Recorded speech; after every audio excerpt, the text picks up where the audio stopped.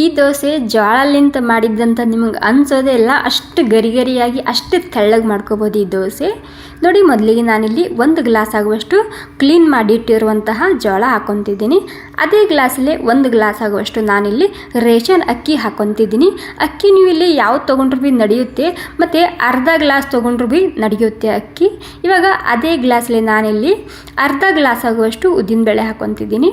ಉದ್ದಿನಬೇಳೆ ಒಂದು ಸ್ವಲ್ಪ ಕಮ್ಮಿ ಹಾಕ್ಕೊಂಡ್ರು ಭೀ ನಡೆಯುತ್ತೆ. ನೋಡಿ, ನಾನು ಅರ್ಧ ಗ್ಲಾಸ್ ಆಗುವಷ್ಟು ಉದ್ದಿನಬೇಳೆ ಹಾಕ್ಕೊತಿದ್ದೀನಿ. ಮತ್ತು 1 ಚಮಚ ಆಗುವಷ್ಟು ನಾನಿಲ್ಲಿ ಮೆಂತ್ಯ ದಾಣ ಹಾಕ್ಕೊತಿದ್ದೀನಿ. ಇದು ಕೂಡ ದೋಸೆಗೆ ಮಿಸ್ ಮಾಡದೆ ಹಾಕೋಬೇಕಾಗುತ್ತೆ. ತುಂಬಾ ಗರಿ ಗರಿಯಾಗಿ ಬರುತ್ತೆ ಮತ್ತು ಕಲರ್ ಸರಿಯಾಗಿ ಬರುತ್ತೆ ಮೆಂತ್ಯ ಹಾಕೋದ್ರಿಂದ. ಇವಾಗ 3 ಸಾಮಗ್ರಿ ಸೇರಿಸಿ ನಾನು ಒಂದು 2 ಸಲ ಇದನ್ನು ಕ್ಲೀನಾಗಿ ತೊಳ್ಕೊಂಡು ತೊಗೊತಿದ್ದೀನಿ. ನೀವು ಖಂಡಿತ ಒಂದು ಸಲ ಟ್ರೈ ಮಾಡಿ ನೋಡಿ, ಮನೆಯಲ್ಲಿ ಎಲ್ರಿಗೂ ತುಂಬಾ ಇಷ್ಟ ಆಗುತ್ತೆ. ಮತ್ತು ಈ ದೋಸೆ ನೀವು ಜೋಳಲಿಂತ ಮಾಡಿದ್ದಕ್ಕೆ ನಿಮಗೆ ಅನಿಸೋದೇ ಇಲ್ಲ, ಅಷ್ಟು ರುಚಿಯಾಗಿ ಬರುತ್ತೆ ಈ ದೋಸೆ. ಇಲ್ಲಿ ಮಹಾರಾಷ್ಟ್ರದಲ್ಲಿ ಮಾಡ್ತಾರೆ ಈ ದೋಸೆ. ಸೊ ನಾನು ಕೂಡ ಆವಾಗವಾಗ ಮುಂಜಾನೆ ಬ್ರೇಕ್ಫಾಸ್ಟ್ಗೆ ಮಾಡ್ತೀನಿ. ತುಂಬಾ ಹೆಲ್ದಿಯಾಗಿರಲಿ ಅಂತ ಮಕ್ಕಳ ಟಿಫಿನ್ ಬಾಕ್ಸ್ ಕೂಡ ನಾನು ಇದನ್ನು ಮಾಡಿ ಹಾಕ್ತೀನಿ. ಓಕೆ, ನೋಡಿ, ಒಂದು 2 ಸಲ ನಾನು ಕ್ಲೀನಾಗಿ ತೊಳ್ಕೊಂಡಿನಿ. ಇವಾಗ ಮತ್ತೆ ಇದಕ್ಕೆ ನೀರು ಹಾಕ್ಕೊಂಡು ಒಂದು 7ರಿಂದ 8 ಗಂಟೆ ಇದಕ್ಕೆ ನೆನೆಯೋದಕ್ಕೆ ಬಿಡಬೇಕಾಗುತ್ತೆ. ಯಾಕಂದರೆ ಜೋಳ ಇರುತ್ತೆ ಅಲ್ವಾ ಒಳಗಡೆ, ಹೀಗಾಗಿ ನೋಡಿ ಒಂದು 8 ಗಂಟೆ ಆಗಿದೆ. ಇವಾಗ 8 ಗಂಟೆ ಆದಮೇಲೆ ಇದನ್ನು ನಾನು ಮಿಕ್ಸಿಯಲ್ಲಿ ರುಬ್ಕೊಂಡು ತೊಗೊತಿದ್ದೀನಿ. ಏನಿಲ್ಲ, ನಾವು ಯಾವ ರೀತಿ ದೋಸೆ ಹಿಟ್ಟು ರುಬ್ಕೊತೀವಲ್ಲ ಅದೇ ರೀತಿ ಇದು ಕೂಡ ನಾನು ರುಬ್ಕೊಂಡು ತೊಗೊತಿದ್ದೀನಿ. ಇವಾಗ ಮೊದಲಿಗೆ ನಾನು ಒಂದು ಸ್ವಲ್ಪ ಹಾಗೇ ರುಬ್ಕೊಂಡು ತೊಗೊತಿದ್ದೀನಿ.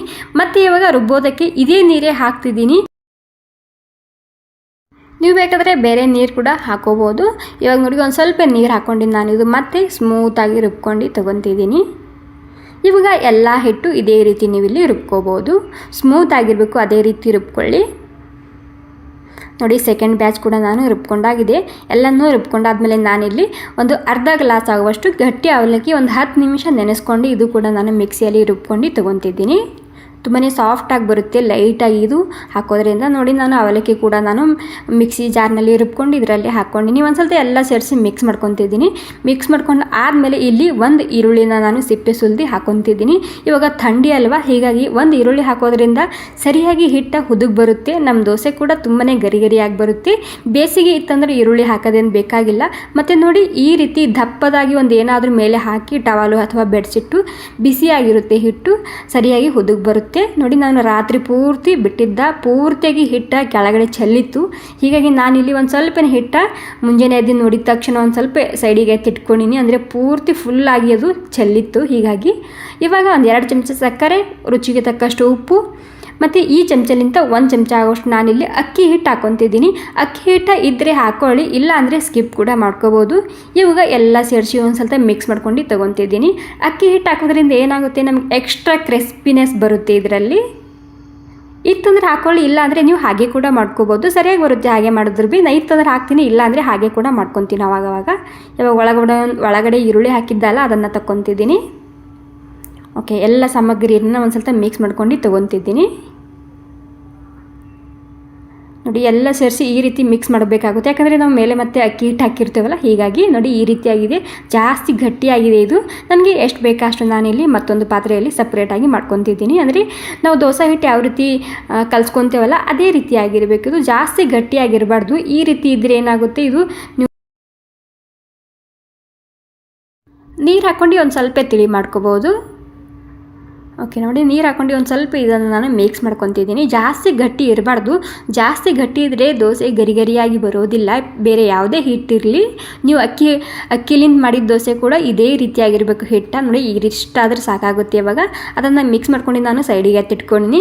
ಇವಾಗ ಇದಕ್ಕೆ ಒಂದು ಆಲೂಗಡ್ಡೆ ಪಲ್ಯ ಮಾಡಬೇಕಲ್ವ, ಹೀಗಾಗಿ ಇಲ್ಲಿ ಕಡಾಯಿನಲ್ಲಿ ಒಂದು ಸ್ವಲ್ಪ ಎಣ್ಣೆ ಹಾಕ್ಕೊಂಡು ಮತ್ತು ಜೀರಿಗೆ ಸಾಸಿವೆ ಹಾಕ್ಕೊತಿದ್ದೀನಿ. ಜೀರಿಗೆ ಸಾಸಿವೆ ಚಟಪಟ ಅಂದಾದಮೇಲೆ ಒಂದು ಸ್ವಲ್ಪ ಹಿಂಗೆ ಹಾಕ್ತಿದ್ದೀನಿ. ಈ ರೀತಿ ನೀವು ಆಲೂಗಡ್ಡೆ ಪಲ್ಯ ಮಾಡಿ ನೋಡಿ, ಸಖತ್ ರುಚಿಯಾಗಿ ಬರುತ್ತೆ. ಓಕೆ, ನೋಡಿ, ಜೀರಿಗೆ ಮತ್ತು ಸಾಸಿವೆ ಚಟಪಟ ಅಂದಾದಮೇಲೆ ನಾನಿಲ್ಲಿ 1 ಚಮಚ ಆಗುವಷ್ಟು ಉದ್ದಿನಬೇಳೆ ಹಾಕ್ಕೊತಿದ್ದೀನಿ. ನೀವು ಇಲ್ಲಿ ಕಡಲೆಬೇಳೆ ಇಷ್ಟ ಆಯಿತು ಅಂದರೆ ಕಡಲೆಬೇಳೆ ಕೂಡ 1 ಚಮಚ ಸೇರಿಸ್ಕೋಬೋದು. ಇಲ್ಲಿ ಉದ್ದಿನಬೇಳೆ ಸ್ವಲ್ಪ ಕೆಂಪಾಗಬೇಕು. ಕೆಂಪಾದ್ಮೇಲೆ ನಾನಿಲ್ಲಿ ಖಾರಕ್ಕೆ ಎಷ್ಟು ಬೇಕಷ್ಟು ಮೆಣಸಿನ್ಕಾಯಿ ಹಾಕೊತಿದ್ದೀನಿ. ಮಕ್ಕಳಾರ ಹೀಗಾಗಿ ನಾನು ಈರುಳ್ಳಿ ಕಮ್ಮಿ ಸ್ವಲ್ಪ ಕರಿಬೇವು ಸೊಪ್ಪು ಕೂಡ ನಾನು ಹಾಕೊತಿದ್ದೀನಿ. ಇವಾಗ ಈರುಳ್ಳಿ ಒಂದು ಸ್ವಲ್ಪ ಹೈ ಫ್ಲೇಮ್ದಲ್ಲಿ ಹಸಿ ವಾಸನೆ ಹೋಗೋ ತನಕ ಹುರ್ಕೊಂಡು ತೊಗೊತಿದ್ದೀನಿ. ಜಾಸ್ತಿ ಕೆಂಪು ಮಾಡ್ಕೋಬಾರ್ದು ಈರುಳ್ಳಿ, ಜಸ್ಟ್ ಸ್ವಲ್ಪ ಹಸಿ ವಾಸನೆ ಹೋಗಿ. ನೋಡಿ ಹಸಿ ವಾಸನೆ ಹೋಗಿ ಈರುಳ್ಳಿ. ಇವಾಗ ಒಂದು ಸ್ವಲ್ಪ ರೆಡ್ ಖಾರದ ಪುಡಿ ಹಾಕೊತಿದ್ದೀನಿ. ಇವಾಗ ಇಲ್ಲಿ ನಾನು ಬೇಯಿಸ್ಕೊಂಡು ಸಿಪ್ಪೆ ಸುಲ್ಕೊಂಡು ಮ್ಯಾಶ್ ಮಾಡ್ಕೊಂಡು ಇಟ್ಟಿರುವಂತಹ ಆಲೂಗಡ್ಡೆ ಸೇರಿಸ್ತಿದ್ದೀನಿ. ಸುಮಾರು ಒಂದು 4 ಆಲೂಗಡ್ಡೆ ಇದೆ ಇದು. ಅದ್ರ ಜೊತೆಗೆ ಒಂದು ಸ್ವಲ್ಪ ಕೊತ್ತಂಬರಿ ಸೊಪ್ಪು ಕೂಡ ನಾನಿಲ್ಲಿ ಹಾಕೊತಿದ್ದೀನಿ. ಇವಾಗ ರುಚಿಗೆ ತಕ್ಕಷ್ಟು ಉಪ್ಪು ಹಾಕ್ತಿದ್ದೀನಿ.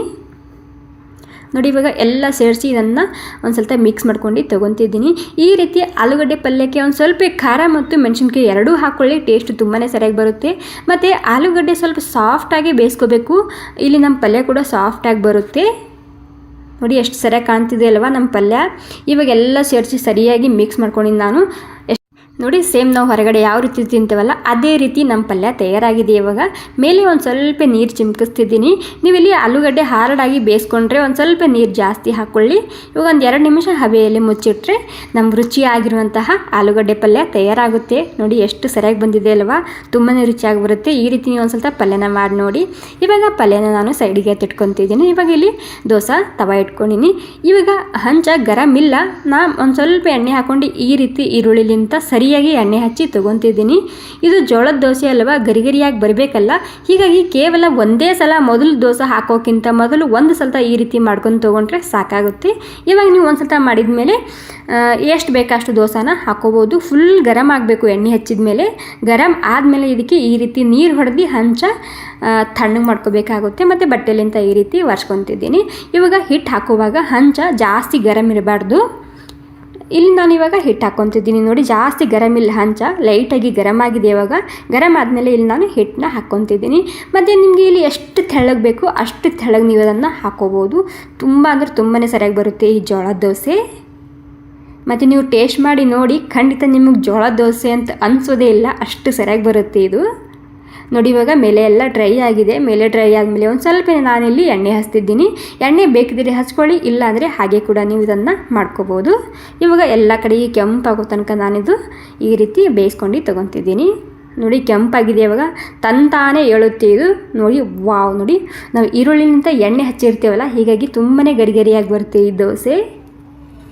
ನೋಡಿ ನಮ್ಮ ಜೋಳದ ದೋಸೆ ಎಷ್ಟು ಸರಿಯಾಗಿ ಬಂದಿದೆ ಅಲ್ವಾ. ನಿಮಗೆ ಜೋಳಲಿಂತ ಮಾಡಿದೆ ಅನಿಸೋದೇ ಇಲ್ಲ, ಅಷ್ಟು ರುಚಿ ಬರುತ್ತೆ ಮತ್ತು ಅಷ್ಟು ಗರಿಗರಿಯಾಗಿ ಬರುತ್ತೆ. ವಾವ್, ನೋಡಿ ತುಂಬಾ ಆರೋಗ್ಯಕರವಾಗಿರುವಂತಹ ಹೆಲ್ದಿಯಾಗಿರುವಂತಹ ಜೋಳದ ದೋಸೆ ತಯಾರಾಗಿದೆ. ನಮ್ಮ ಆಲೂಗಡ್ಡೆ ಪಲ್ಯ ಕೂಡ ಅಷ್ಟೇ ರುಚಿಯಾಗಿ ಬಂದಿದೆ. ಈ ವಿಧಾನದಲ್ಲಿ ಈ ಆಲೂಗಡ್ಡೆ ಪಲ್ಯನ ಮಾಡಿ ನೋಡಿ, ಸಖತ್ ರುಚಿಯಾಗಿ ಬರುತ್ತೆ. ಸೊ ನೋಡಿ ಎಷ್ಟು ಗರಿಗರಿಯಾಗಿ ಬಂದಿದೆ ಅಲ್ವಾ. ಮತ್ತು ಫ್ರೆಂಡ್ಸ್, ನಿಮಗೆ ಈ ರೆಸಿಪಿ ಸ್ವಲ್ಪನಾದರೂ ಇಷ್ಟ ಆಗಿದರೆ ಒಂದು ಲೈಕ್ ಮಾಡಿ. ಹಾಗೆ ನೀವು ಕೂಡ ಈ ದೋಸೆನ ಒಂದು ಸ್ವಲ್ಪ ಟ್ರೈ ಮಾಡಿ ನೋಡಿ.